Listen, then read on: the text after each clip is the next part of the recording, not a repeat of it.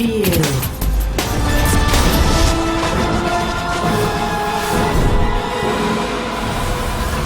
When is a wand no longer a wand?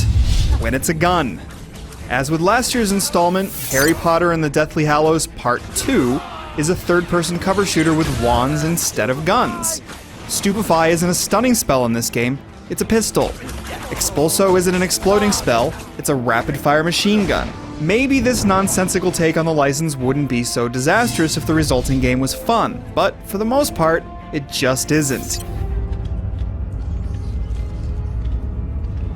Switching between spells provides some variety in the second half, but otherwise, Deathly Hallows Part 2 is tedious and dumb, failing both as a game and as a licensed product. Deathly Hallows Part 2 takes events from the final Harry Potter film and combines them with shooter standbys that just don't fit.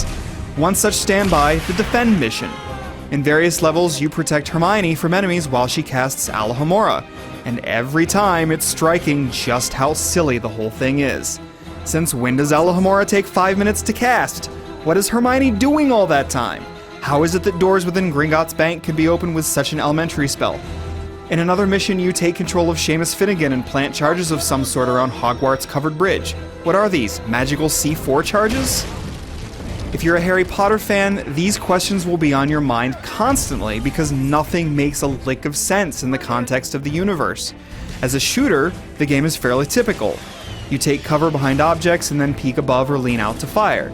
You begin with Stupefy, but gradually unlock new spells, none of which function as they do in the novels.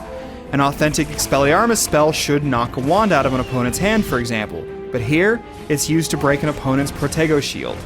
Poor use of the license aside, Deathly Hallows Part 2 isn't a good shooter either. You shoot the same nameless generic enemies time and again. Then you move down a narrow path so you can take some cover and shoot more clones. Several levels are just as boring as can be, like your trek into the Chamber of Secrets where you walk in the dark a whole lot and only occasionally shoot a few spiders.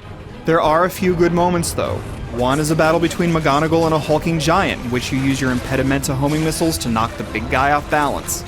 The battle is somewhat entertaining because it demands switching between different spells. A few sequences that have you sprinting towards the camera as you escape danger are done well too. That's because they have an element the rest of the game doesn't have, a sense of urgency. Not that it ever has a chance to build up much momentum. Even on the hardest difficulty, the game's between 3 and 4 hours long.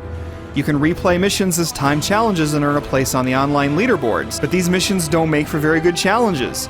In part, that's because you still have to wait around for your AI companions to open gates or trigger scripted events. The Connect and co-op features of the previous game have been wiped away, and so this last of the Harry Potter movie games is the worst value of them all.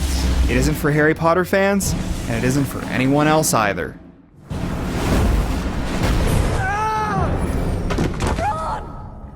I'm okay. Thanks. You better watch out. These passageways are really old.